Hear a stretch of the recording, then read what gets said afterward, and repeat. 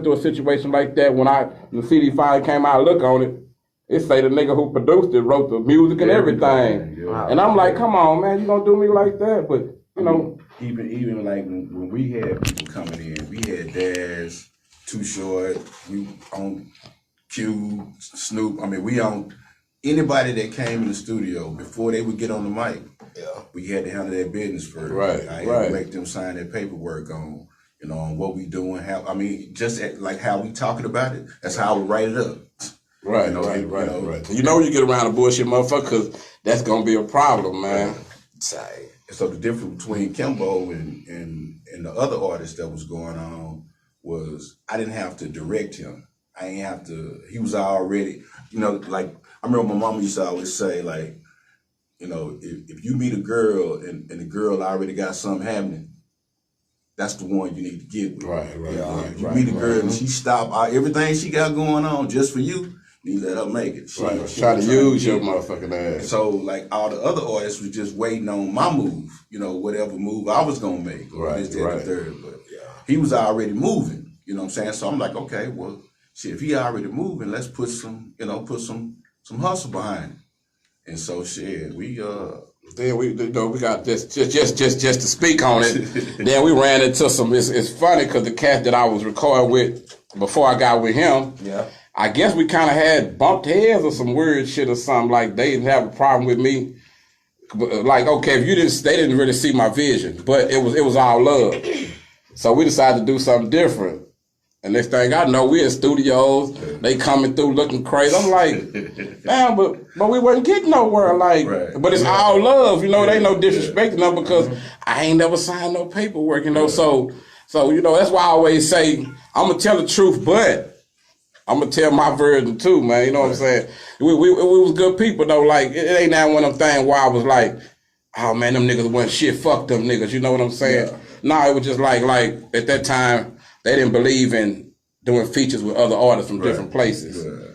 And he come in the door with my vision, like, we can fuck with these people, not to just ride their coattail, but we got some real music. We got some shit to say, so we gonna steal their audience. Yeah. Kind of like I'm doing now. Yeah. You know what I'm saying? Now we gonna steal their audience, kind of like I'm doing now, man. Like we had some good shit. If we're going to wait to talk about the Pimp C story, or what? You want to go ahead and get to it? See, it's a lot of it I missed.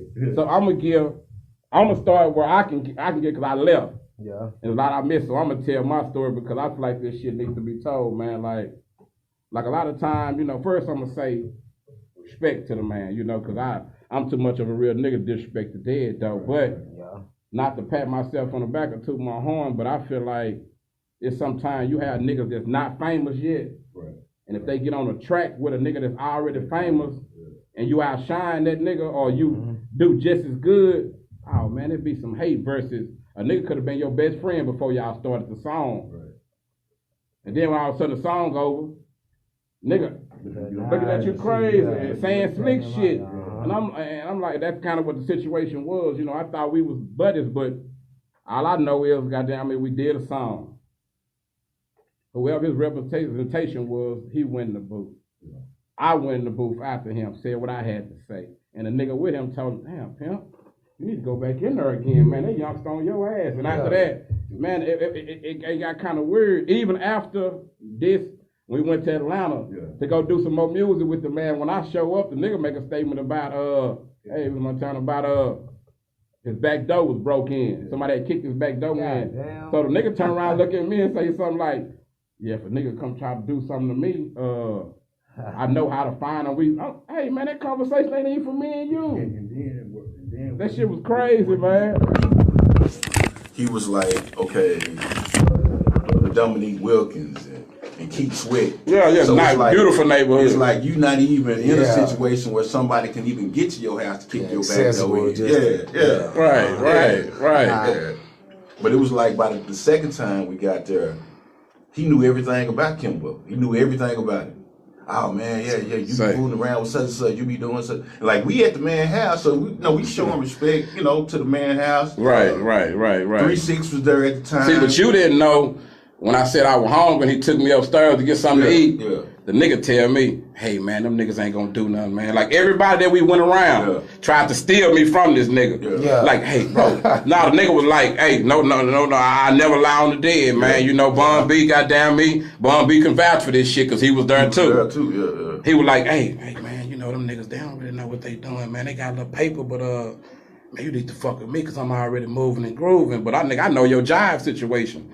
Like, I'm not blind to shit. You thinking I'm blind because I'm just putting on this dope boy image for y'all. But nigga, I'm actually a smart nigga though. So I'm like, you know, I fuck with you, bro. But I'm going out the same way I came in. Like, I'm not turning my back on motherfucker who making me, trying to help me get to where I'm going because nigga, you don't know what me and this man have talked about. He probably thinking I was just some nigga that you just met and popped up, but he ain't know him. See, so that made me look at fam a little different. You know what I'm saying? Like I could understand the part about the music because I know rap niggas got egos. And then I did fuck up when we was talking about his neighborhood and I was telling him I know a nigga from his neighborhood that I was locked up with, and I was like, you know what, bro? It was about 5 or 6 niggas from Port Arthur locked up with me for a sexual assault on the same girl. I was like, who in the fuck is this Keisha? Right. I think either Keisha was the nigga cousin or one of the niggas was. I didn't mean no harm, man. I'm talking like I talked to this nigga when I was in Cali with Daz and them. Nigga, I'm talking like I talked to them niggas like, damn, this Texas nigga don't give a fuck. Right. That's how I'm talking to the nigga, but I don't mean no harm. But this is what I think a lot of time what happen with a lot of artists, my nigga, who they might be street or semi. I think when they get around niggas who really that, they don't want you to win because they don't want the world to get a whiff of your shit. Like, hold on, man. Like, it's crazy though, because nigga, it was one of my favorite artists. Like, it happened to me a couple times, niggas who I looked up to, then I got around them, I was like, man, these niggas fugazi and I'm motherfucker like, not him. I'm saying he wasn't fugazi on that part. I just feel like that nigga had a temper tantrum problem. Like, and I'm pretty sure the whole industry know that, you know what I'm saying? Well, what it was is that it's kind of like, if you want to look at the Kanye epidemic right now, Pimp was an only child. Right. Yeah. Kanye is an only child. Right. So usually when you in that kind of mode, you got to go back to the essence of what makes a person who they are. And usually only kids are looking for role models. Right. Looking for somebody to follow. So if you look at Pimp's situation, he never started out on his own. It was always under somebody. He was under Russell with Big Time. Yeah. And then he left from Russell and went to, you know, Lil J or whatever. He always had to have somebody watching his own box, right? Yeah. So like the time when he got into it with Master P, he dissed us on the song and dissed Master P on the song at the same time. And I heard that shit when he came to Dallas and some niggas tried to test him. Ain't nobody never asked who the Dallas niggas he was talking about though. We ain't just gonna talk about how far the testing went, but you know, shit, it was different.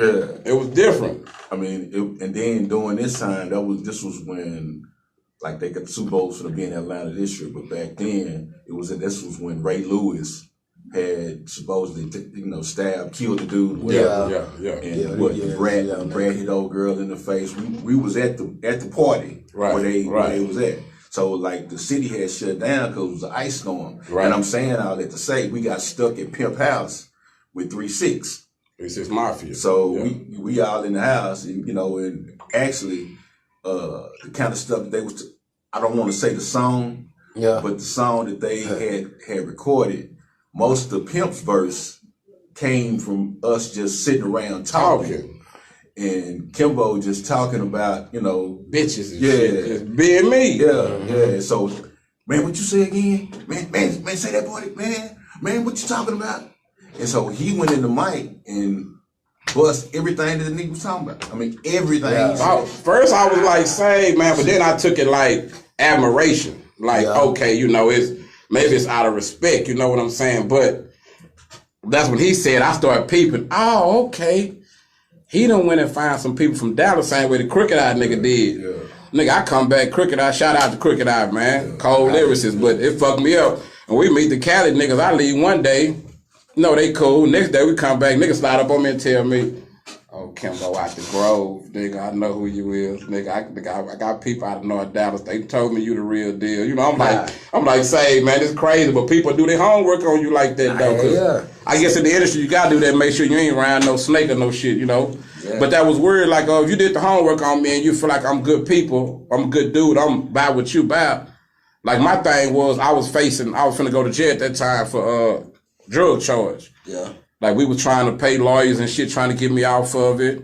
Or shit, Lil J was trying to help out every motherfucking thing, but I had to go. So this was my thing. This was my whole conversation with Pimp, man. Hey, fam, I know I got this rap shit, my nigga. And I'm not acting. I tell him, my nigga, I've been doing this I talk like I rap. For real. I'm talking to this nigga like I know I can sell some albums, bro, but I got this time going on. I'm trying to figure out how to make this transition from this street shit to this rap game, bro. I don't want nothing from you. Just help me do that. But at the time, I didn't realize his situation. So I think if he would been in a better situation, he probably could have. Yeah. And then let me say this: dude was a cool dude. Right. And so we had did business for like before this time, we had did business probably for like probably 8-9 years. Right. Prior to that. You know, I did business with his mama. You know, his mama went to the college that I went to the college. R.I.P. Mama West. Yeah, I mean, we had did good business up until this point. Yeah. And usually, you know, don't nobody know what a person's situation is to make them do, you know, the things to do or say the things they say. But he just kind of, you know, jumped off the rocker. And, we was able to patch it up before he died, which was cool. Yeah, that was good. You know what I'm saying? We was able to do that, and then when he got to breaking it down to me, you know, why he was on what he was on, you know, drugs is it's a crazy thing. When I kept saying that shit, no disrespect though, but like, when you a nigga and you come from the hustle life and you serve niggas and you watch niggas and bitches get high every day, like when I got around a lot of motherfuckers, I was like, man, these niggas, they do this, that. Like, but I guess that's that. You know, the industry life though.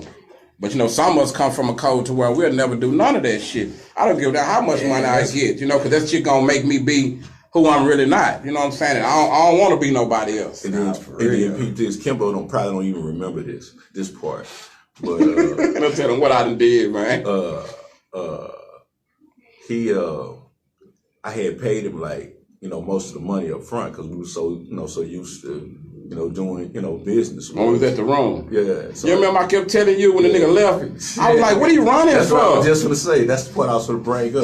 So the nigga called. He called me. Yeah. It fucked me up because these the niggas handing you the money.